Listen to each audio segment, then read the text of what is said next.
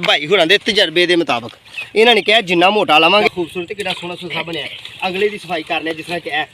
है ना बिल्कुल खूबसूरत। अस्सलामुअलैकुम रहमतुल्लाहि व बरकातुहू। शहराज गार्डनिंग आइडिया खुश आमदीद। वेलकम कहना जनाब तुहानू अपने गार्डन अपने काम से। मैं उम्मीद करना सारे दोस्त ठीक ठाक होंगे, सारे राजी खुश होंगे, सारे अपने प्यारे नाल प्यार वंडदे होया मुहब्बत वंडदे होया अपना निज़ामे जिंदगी जी रहे होंगे। लो भाई सजनों बेलियो दोस्तों अज बड़ी प्यारी तो बड़ी खूबसूरत जी बहुत ही इंटरेस्टिंग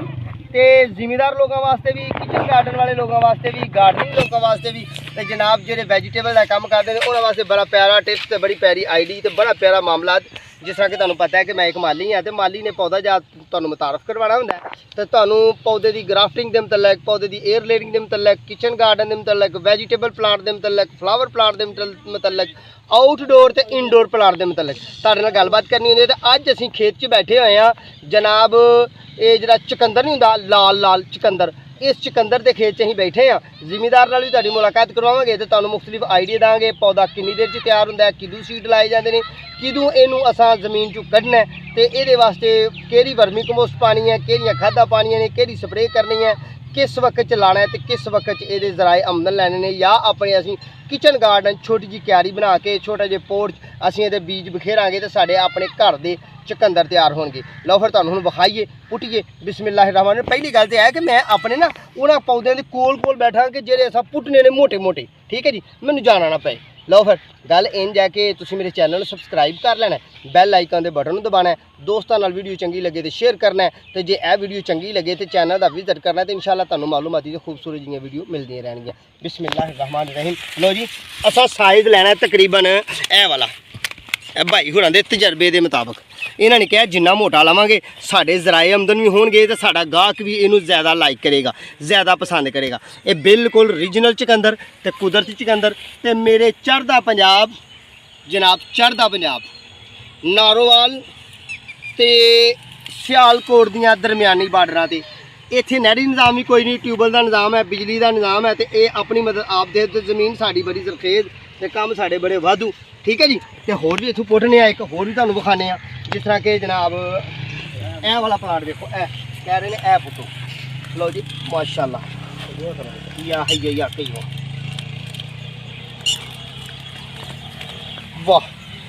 वो भी दोस्तों मैनू लगता कि ये 5 तो 6 अफराद जेह्ड़े ने साढ़े फैमिली के एक चुकंदर इस्तेमाल करन तो क्या बात है क्या मोटा तो क्या खूबसूरत तो सोहना सुथरा। तो हुण बाकी गल्लां जेह्ड़ियां ने ना हुण धुले होए भी तुहानू विखाने किस तरह धोना है की करना है। तो फिर एक होर गल है कि इनू मैं आया पिछले टाइम तुसीं देख रहे हो कि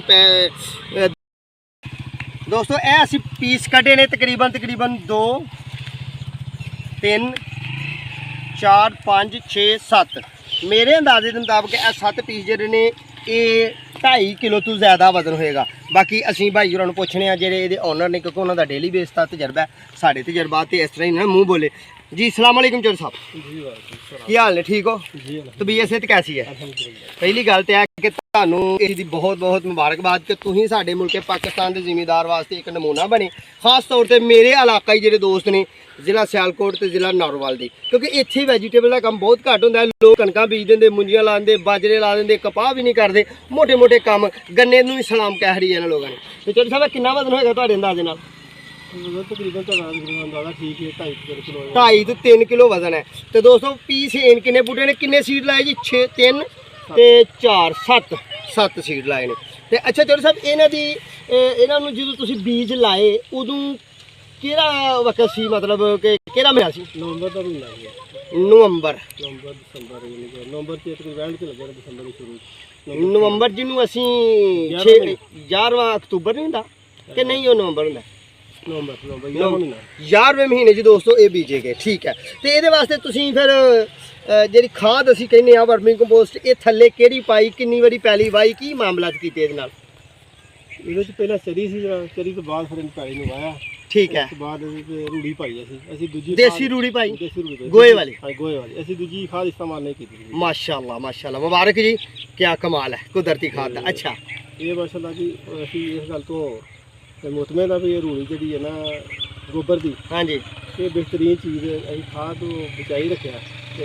ਗੋਡੀਆਂ ਕੋ 2 ਦਿੱਤੀਆਂ ਨੇ ਅਸੀਂ ਉਹਨੂੰ ਗੋਡੀਆਂ 2 ਕਿ ਦਿੱਤੀਆਂ ਨੇ ਦੋ ਠੀਕ ਗੋਡੀਆਂ ਹੈ ਦਿੱਤੀਆਂ ਇਹਦੇ ਬਾਵਜੂਦ ਵੀ ਯਾਨੀ ਕਿ ਇਹਦੇ ਜ਼ਾਹਰ ਪਾਣੀ ਲਾਰਦਾਨਾ ਲੱਗਣਾ ਹੁੰਦਾ ਸੀ ਹਾਂਜੀ ਤੇ ਦੂਸਰੇ ਚੌਥੇ ਦਿਨ ਉਹਦੀ ਵਜ੍ਹਾ ਨਾਲ ਗੰਦ ਛੰਦ ਵਿੱਚ ਹੋਇਆ ਲੇਕਿਨ ਇਹਦੇ ਤੋਂ ਉਹਦੀ ਸਿਹਤ ਤੇ ਕੋਈ ਫਰਕ ਨਹੀਂ ਪਿਆ ਤੁਹਾਡੇ ਸਾਹਮਣੇ ਬੜਾ ਸਿਹਤਮੰਦ ਹੈ ਇਹ ਚਿਕਨ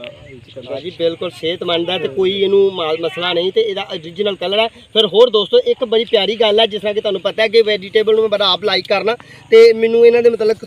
ਤਕਰੀਬਨ ਮਾਲੂਮਾਤ ਹੈ। ਇੱਕ ਚੀਜ਼ ਹੈ ਕਿ ਇਹਦੇ ਤੋਂ ਅਸੀਂ ਬੜਾ ਖੁਸ਼ ਹਾਂ ਕਿ ਐਡਾ ਮੋਟਾ ਸਾਈਜ਼ ਹੋ ਜੇ ਤੇ ਆਮ ਜ਼ਿਮੀਦਾਰ ਦਾ ਚੁਕੰਦਰ ਨਿਸਰ ਜਾਂਦਾ ਹੈ। ਗੋਂਗਲੂ ਹੋਏ ਚੁਕੰਦਰ ਹੋਏ ਤੇ ਜਨਾਬ ਮੂਲੀ ਹੋਏ ਕਿਉਂਕਿ ਇੱਕੋ ਫੈਮਿਲੀ ਨਾਲ ਬਿਲੋਂਗ ਕਰਦੇ ਨੇ ਇਹ ਨਿਸਰ ਜਾਂਦੇ ਨੇ। ਮੈਂ ਇੱਥੋਂ ਇਹ ਬੜਾ ਖੁਸ਼ ਹਾਂ ਕਿ ਇਹ ਬੀਜ ਸੀਡ ਬੜਾ ਪਿਆਰਾ ਤੇ ਬੜਾ ਹੀ ਚੰਗਾ ਤੇ ਸੋਹਣਾ ਸੁਥਰਾ ਰਿਹਾ ਤੇ ਇਹ ਨਿਸਰਿਆ ਨਹੀਂ ਜਨਾਬ ਪੱਕਾ ਨਹੀਂ ਅੰਦਰੋਂ ਵੱਡਾ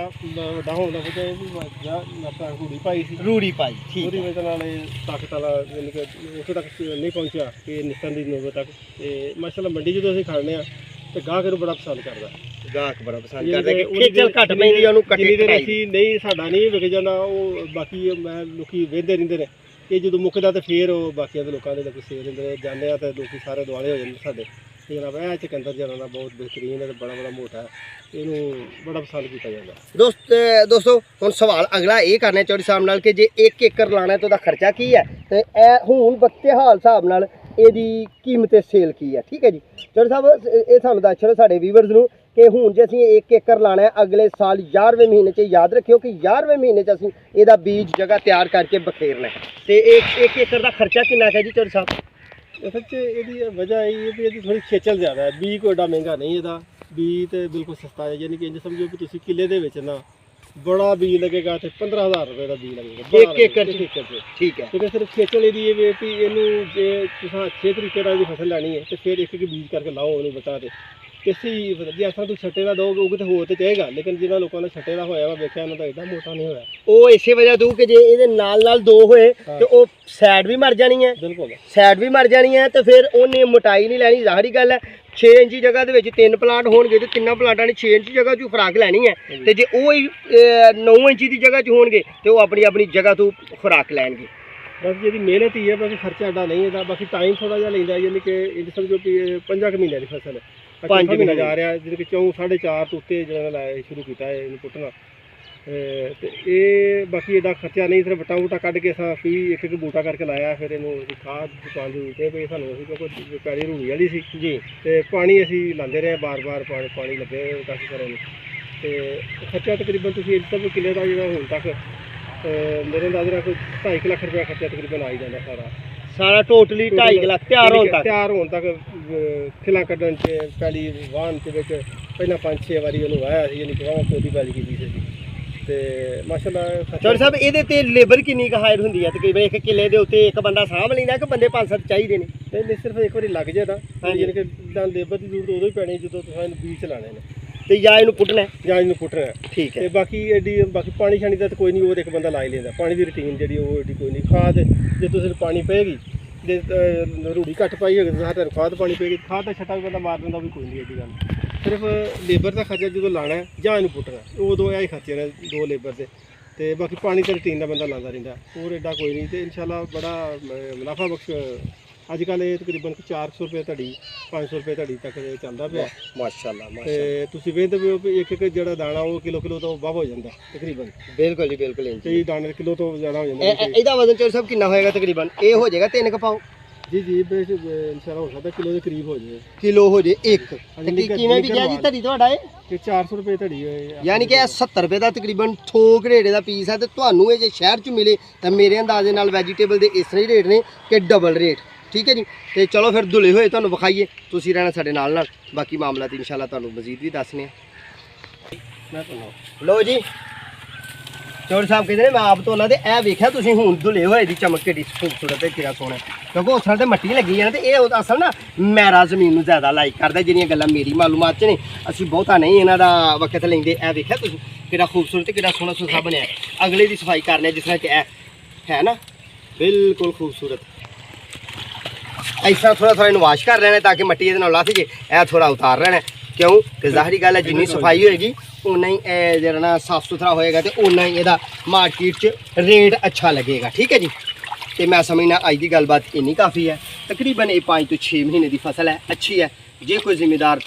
थोड़ा जहा परेशान है अपनी कनक के रेट की वजह तो ਆਪਣੀ ਗੋਭੀ ਨੇ ਬਹੁਤ ਜ਼ਿਆਦਾ ਮਾਰ ਦਿੱਤੀ ਹੈ, ਜਿਸ ਤਰ੍ਹਾਂ ਕਿ ਸਾਡੀ ਗੋਭੀ 5 ਰੁਪਏ ਕਿਲੋ ਵਿਕੀ ਹੈ। ਠੀਕ ਹੈ ਜੀ, ਤੇ ਇਹਨਾਂ ਵਜ੍ਹਾ ਤੋਂ ਦੇਖੋ ਜ਼ਿਮੀਂਦਾਰ ਪਰੇਸ਼ਾਨ ਹੈ। ਤੇ ਜਨਾਬ ਸਾਡਾ ਬਿਹਤਰੀਨ ਮਸ਼ਵਰਾ ਹੈ ਕਿ ਚੁਕੰਦਰ ਨੂੰ ਲਾਓ, ਤੁਸੀਂ ਉਹ ਫਸਲ ਲਾਓ ਜਿਹੜੀ ਮੁਨਾਫਾ ਬਖਸ਼ ਹੈ। ਠੀਕ ਹੈ ਜੀ, ਦੁਆਵਾਂ 'ਚ ਯਾਦ ਰੱਖਣਾ ਹੈ, ਆਪਣਾ ਤੇ ਆਪਣੇ ਪਿਆਰਾਂ ਦਾ ਖਿਆਲ ਰੱਖਣਾ ਹੈ। ਸਾਡੇ ਹੱਕ ਅੰਦਰ ਦੁਆ ਕਰਨੀ ਹੈ ਤੇ ਇਨਸ਼ਾਅੱਲਾ ਬਫਜ਼ਲ ਜ਼ਿੰਦਗੀ ਅਗਲੀ ਫਿਰ ਕੋਈ ਨਵੀਂ ਮੁਲਾਕਾਤ ਲੈ ਕੇ ਤੁਹਾਡੀ ਖਿਦਮਤ 'ਚ ਹਾਜ਼ਰ ਹੋਵਾਂਗੇ। ਉਨੀ ਦੇਰ ਤੱਕ ਆਪਣੇ ਮੇਜ਼ਬਾਨ ਇਮਤਿਆਜ਼ ਮਾਲੀ ਨੂੰ ਦਿਓ ਇਜਾਜ਼ਤ। ਅੱਲਾਹ ਤੁਹਾਨੂੰ ਸ਼ਾਦ ਰੱਖੇ। अस्सलाम वालेकुम।